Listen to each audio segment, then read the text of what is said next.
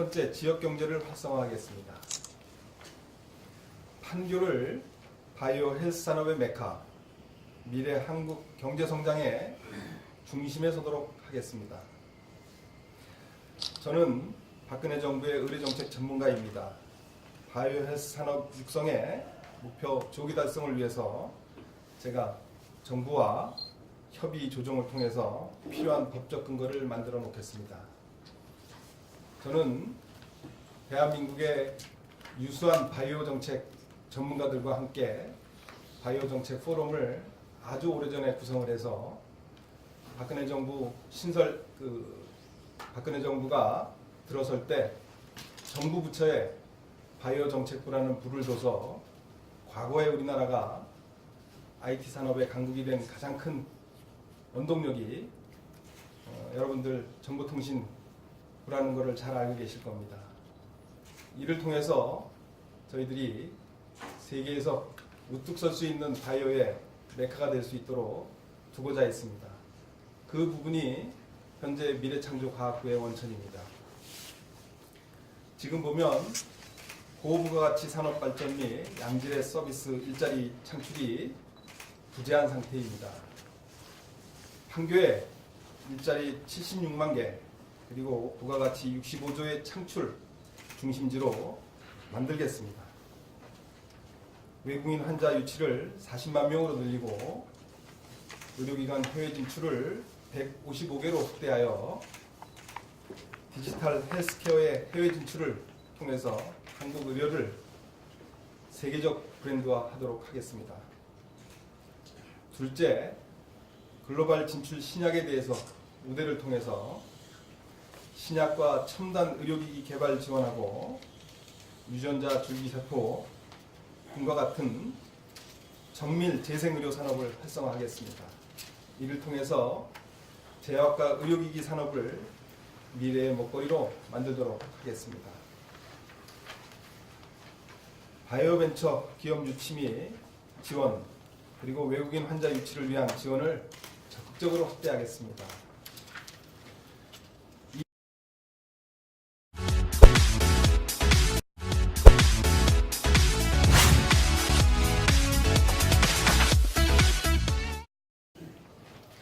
두 번째는 건강한 분당을 만들도록 하겠습니다.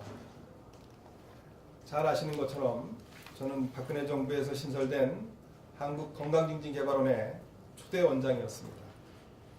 한국건강증진개발원은 의료의 패러다임이 과거의 급성기에서 만성질환으로 그리고 치료 중심에서 관리와 예방이라는 분야로 이미 옮겨가 있는 부분입니다.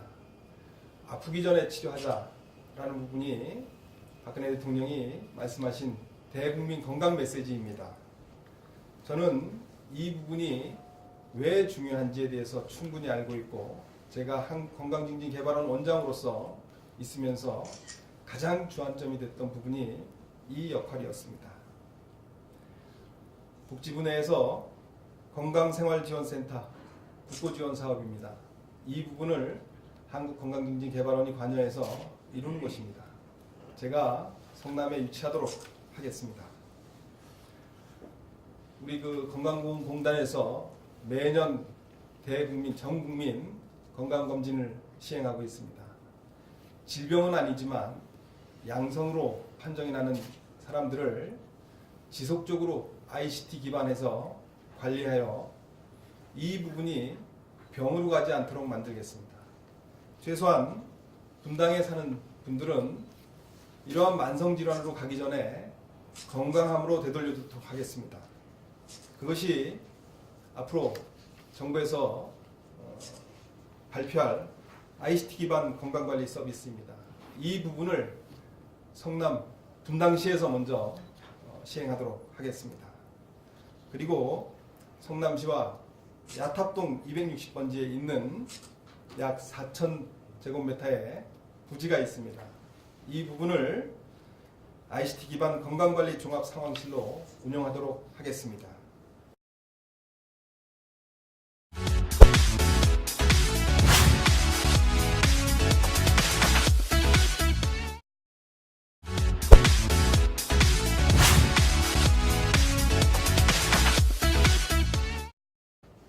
현재 2022년까지로 계획되고 있는 분당구 내 86개소 CCTV 137대의 교체 사업을 조기 시행하도록 하겠습니다. 기존에 41만 화소의 CCTV를 적외선 기능이 탑재된 고화질 CCTV로 개선하도록 하겠습니다. 이 부분은 전액 국고 지원으로 하도록 하겠습니다.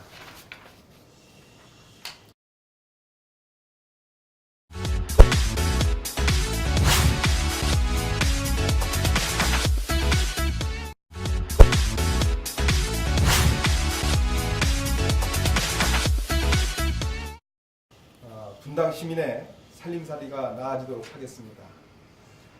성남시 예산의 75% 이상이 분당구에서 세원조달이 됨에도 불구하고 분당에 어떤 지원이나 재투자의 목적으로 쓰여지지 않고 있습니다. 이 부분을 분당 시민에게 되돌려주고 싶습니다.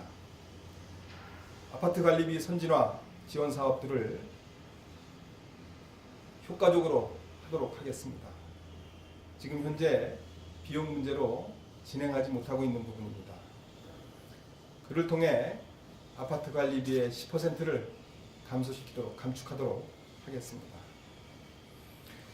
2016년 아파트 관리비 선진화 지원, 그리고 아파트 단지 첨단 관리 지원, 노후 설비 친환경 설비 교체 지원 등등 이런 부분을 통해서 분당 시민의 살림살이가 나아지도록 하겠습니다. 재원 조달은 국비와 지방도시 시설 예산 지원을 통해 마련하도록 하겠습니다.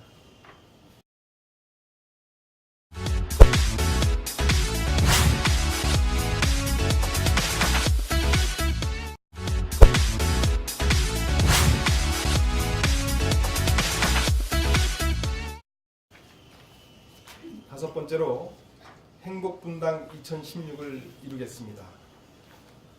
저소득층, 그리고 학교 밖 청소년, 사회적 약자, 또 다문화가정, 이런 부분들을 복지재단과 대안학교, 그리고 지역 대학생들을 연계한 부분을 맺어서 함께 우리 소외되어져 있는 음지의 부분을 분당의 시민으로, 양지로 이끌어내도록 하겠습니다. 복지 사각지대에 있을 수밖에 없는 가정이 있습니다. 18세 이하를 둔 한부모, 그리고 조선가정, 그리고 다문화가정, 경제적 위기 상황에 있으면서 질병 및 외부 요인에 의해서 가족 구성원의 역할이 상실된 가정, 아동 양육이 방치되어 있는 가정들을 어떤 식으로든 지역 인프라를 구축해서 중산층으로 발돋움할 수 있도록 이끌어내겠습니다. 제가 이미 다른 지역에서 하고 있는 부분입니다. 관여하고 있는 부분입니다. 지역의 저소득층 학생들, 경제적 여건으로 공부를 하고 싶어도 공교육이 발전되어져 있으면, 정착되어져 있으면 좋을 텐데 그러지 못한 아이들에게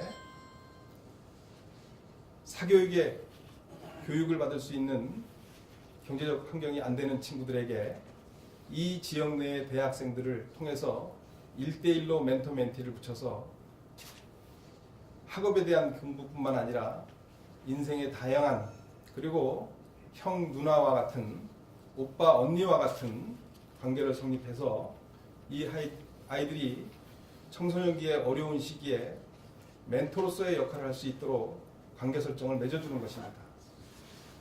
여기에 대학생들은 다니고 있는 대학생의 등록금을 장학금으로 지원할 수 있도록 하고, 그 재원은 지역 내에 기업들이 충당을 할 수 있는 제도입니다.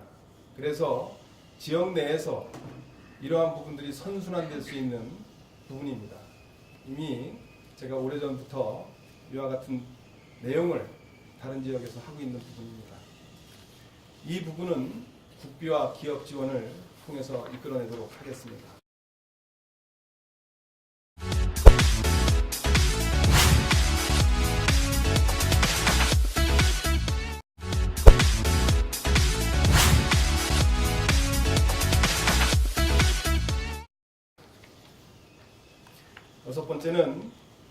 세대를 아우르는 문화의 도시를 만들겠습니다.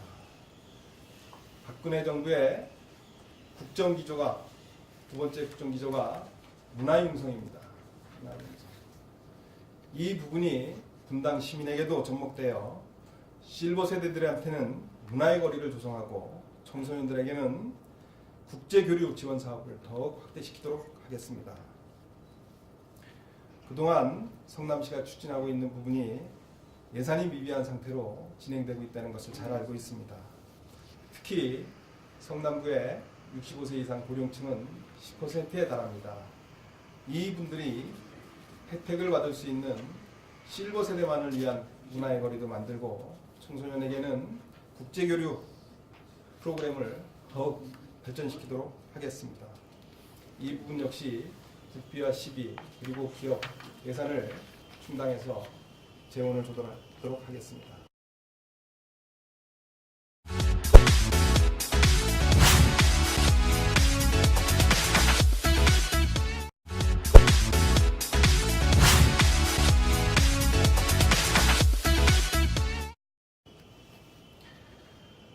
편안한 출퇴근길을 만들어 드리겠습니다. 마지막입니다.